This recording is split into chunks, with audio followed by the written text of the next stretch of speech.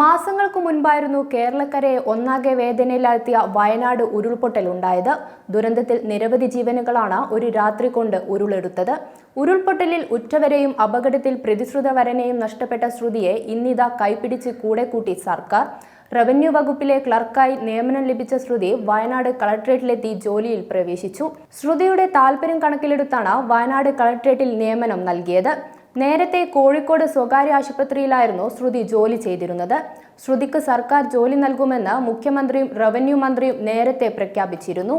കഴിഞ്ഞ മാസമാണ് റവന്യൂ വകുപ്പിൽ നിയമനം നൽകി സർക്കാർ ഉത്തരവ് പുറത്തിറക്കിയത്. സർക്കാർ ജോലിയുടെ മാനദണ്ഡങ്ങൾ പൂർത്തിയാക്കിയ ശേഷം ജീവിതത്തിലെ ഏറ്റവും വലിയ തിരിച്ചുവരവിന് ഒപ്പം നിന്ന എല്ലാവർക്കും ശ്രുതി നന്ദി അറിയിച്ചു. ചൂരൽമലയിലെ പുതിയ വീടിന്റെ ഗൃഹപ്രവേശനം പൂർത്തിയായി കല്യാണ ഒരുക്കത്തിലേക്ക് കടക്കുമ്പോഴാണ് നനച്ചിരിക്കാതെ വന്ന ദുരന്തം എല്ലാം നഷ്ടപ്പെടുത്തിയത്. ശ്രുതിക്ക് അച്ഛനും അമ്മയും സഹോദരിയും നഷ്ടപ്പെട്ടു. കുടുംബത്തിലെ 9 പേരാണ് അന്ന് ഒരുമിച്ച് മരണത്തിലേക്ക് പോയത്.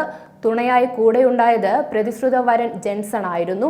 അവിടെയും വിധി ശ്രുതിയോട് ക്രൂരത കാട്ടി. ഉറ്റവർ നഷ്ടപ്പെട്ട മുറിവുണങ്ങും മുൻപ് ശ്രുതിയെ തനിച്ചാക്കി വാഹനാപകടത്തിൽ പ്രതിശ്രുത വരൻ ജെൻസണും മരണപ്പെട്ടു. ഒപ്പമുണ്ടായിരുന്ന ശ്രുതിക്ക് കാര്യമായി പരിക്കേറ്റു. അപകടത്തിൽ 2 കാലും ഒടിഞ്ഞിരുന്നു. മാസങ്ങൾ നീളുന്ന വിശ്രമം കൊണ്ട് മാത്രമേ ശ്രുതിക്ക് സാധാരണ നിലയിലേക്ക് തിരിച്ചെത്താൻ കഴിയൂ.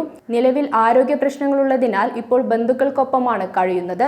ജോലിയിൽ പ്രവേശിച്ച ശ്രുതിയെ ഫേസ്ബുക്ക് പോസ്റ്റിലൂടെ മുഖ്യമന്ത്രി അഭിനന്ദനം അറിയിച്ചിരുന്നു.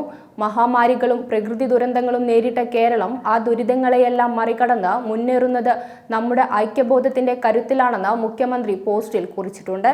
ദുരന്തം സമ്മാനിച്ച തീരാവേദനകളെല്ലാം ഉള്ളിലൊതുക്കി പതുക്കെ ജീവിതത്തിലേക്ക് നടന്നു തുടങ്ങുകയാണ് ശ്രുതി. ഒപ്പം ഒരു നാടും.